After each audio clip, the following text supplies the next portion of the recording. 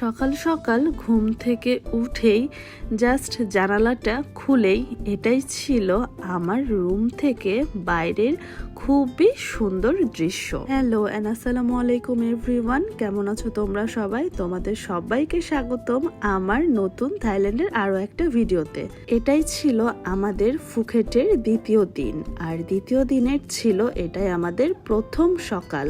তো ফুকেটে এসে আমাদের প্রথম সকালটা শুরু হয়েছিল বাইরের এই খুব সুন্দর একটা দৃশ্য দেখে, যেটা জানালা খুললেই সামনের এই বিশাল পাহাড়গুলো দেখা যাইতো, আর দৃশ্যটা ছিল অসাধারণ। আমাদের ফুকেটে আজকে বাকেট লিস্টে যে প্ল্যানগুলো ছিল সেগুলোই আমরা এক্সপ্লোর করতে বের হয়ে যাব, তাই তো আমরা সবাই রেডি হয়ে বের হয়ে যাব। এখন হোটেল থেকে বের হয়ে আগে আমরা ব্রেকফাস্ট করে নিয়েছি। আমাদের হোটেল থেকে বের হয়েই এরকম অনেক ধরনের খাবারের রেস্টুরেন্ট ছিল, তো আমরা হালাল ফুড যেখানে পাওয়া যায় সেই রকম একটা রেস্টুরেন্ট দেখে এখানে চলে এসেছি, আর এসেই হচ্ছে খাবার অর্ডার করে দিয়েছিলাম। তো সকাল সকাল একটা রাইস প্ল্যাটার অর্ডার করে দিয়েছিলাম, আর সাথে একটা টমিয়াম স্যুপ অর্ডার করেছিলাম। যেহেতু আজকে ঘোরাঘুরির অনেক প্ল্যান আছে, তাই সকাল সকাল একটু ভারী খাবার খেয়ে নিয়েছিলাম। সাথে এই টমিয়াম স্যুপের যে ছবিটা দেখে আমরা অর্ডার করেছিলাম, ভেবেছিলাম যে এটা অনেক বেশি মজা হবে, মানে আমরা বাংলাদেশে যেমন টমিয়াম স্যুপ খাই সেটা প্রায় আমার কাছে ভালোই লাগে। তো আমি ভেবেছিলাম যে এটা অনেক বেশি মজা হবে, কিন্তু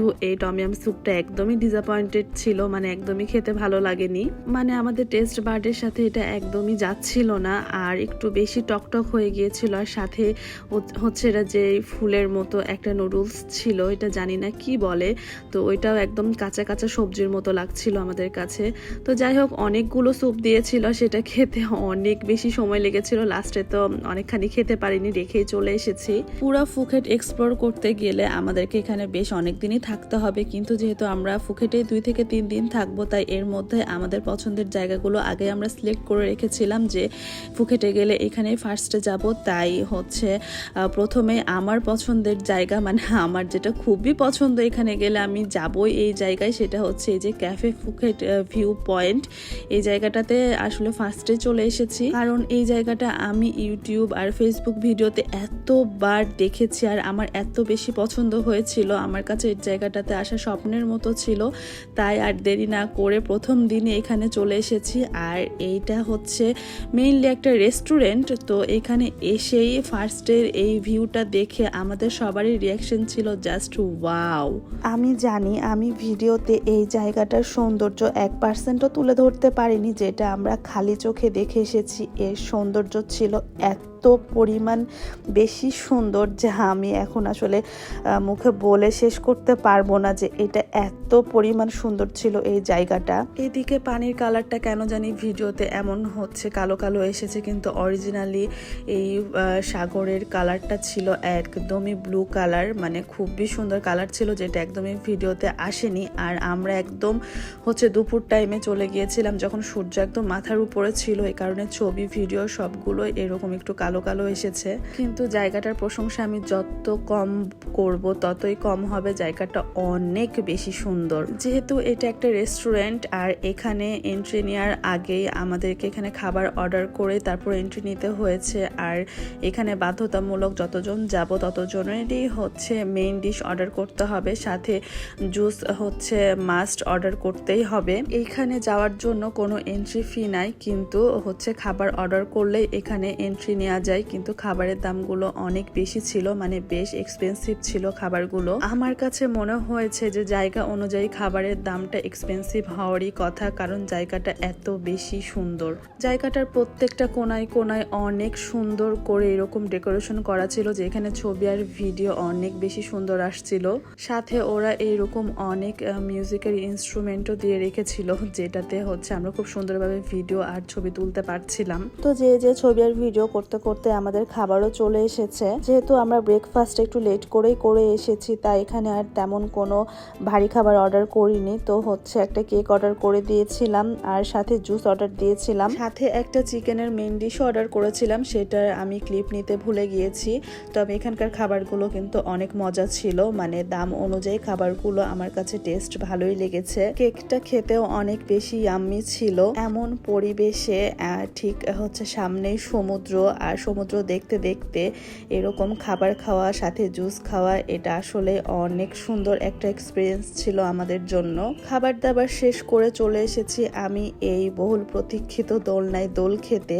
এই টাইপের উড়ন্ত দোলনায় দোল খাওয়ার ভিডিও, ছবি আমি ইউটিউব, ফেসবুকে এত বেশি দেখেছি, আর মনে মনে অনেক ইচ্ছাও ছিল, কিন্তু সেই ইচ্ছা যে আল্লাহ তাআলা এত তাড়াতাড়ি আমার পূরণ করে দিবে, এটা আসলে আমার কাছে অনেক স্বপ্নের মতো ছিল। সবকিছুর জন্যই আলহামদুলিল্লাহ, আলহামদুলিল্লাহ, আলহামদুলিল্লাহ। তো পিছ থেকে যখন এই ভাইয়াটা দোল দিচ্ছিল তখন একটু ভয় ভয়ও লাগছিল, তাই আমি ভাইয়াটাকে বলছিলাম যে একটু স্লোলি দোল দিতে। তো তারা আমার কথা মতোই আমাকে হালকাভাবে দোল দিয়েছিল। তো আরো অনেকে যারা ফরেনাররা ছিল তারা অনেক জোরে জোরে দোল খাচ্ছিল, মানে ওদেরকে একদম আকাশের উপরে মনে হচ্ছিল উঠাই নিচ্ছিল।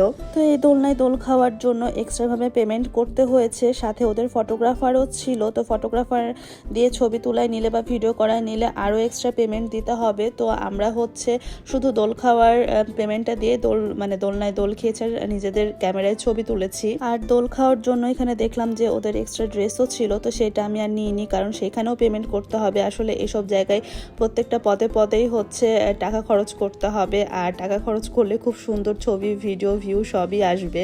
ওই যে বললাম না যে জায়গাটার প্রত্যেকটা কোনায় কোনায় এত সুন্দরভাবে ডেকোরেশন ওরা করে রেখেছে যে ছবি আর ভিডিও তুলে আসলে কুল পাওয়া যাচ্ছিল না। এখানে প্রায় আমরা 2 থেকে 3 ঘন্টা ছিলাম।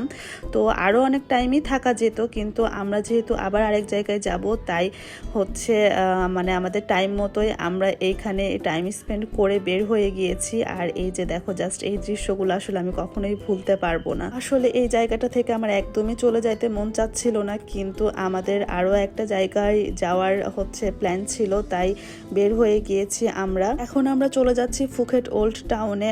আর যাওয়ার পথেই এই ঠিক সমুদ্রের ধার দিয়ে যাওয়ার যে দৃশ্যটা, সেটা খুব অসাধারণ সুন্দর ছিল। আর বলতে বলতে আমরা ফুকেট ওল্ড টাউনে চলেও এসেছি। এখানে এসে প্রথমেই আমি একটা সানগ্লাসের দোকান দেখে এখান থেকে সানগ্লাস কিনে নিয়েছিলাম, কারণ এখানে আসলে সানগ্লাস মাস্ট। আর আমি যেটা আসলে বাংলাদেশ থেকে ভুলে গিয়েছিলাম আনতে।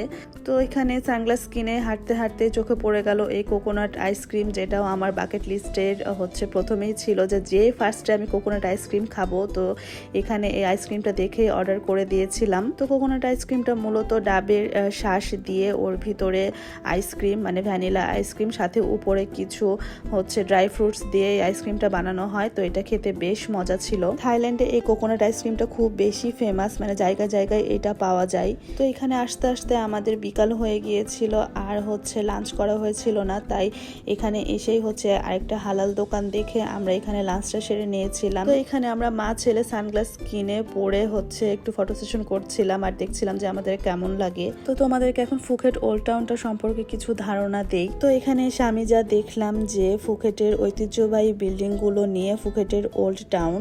ফুকেটের সব পুরনো বিল্ডিং গুলো ছিল এইখানে। বিল্ডিং গুলো খুব সুন্দরভাবে কালারিং করা ছিল। যেহেতু কিছুদিন আগে চাইনিজ নিউ ইয়ার ছিল, তাই এইখানে পুরো জায়গাটা চাইনিজ নিউ ইয়ার থিমে খুব সুন্দরভাবে সাজানো ছিল।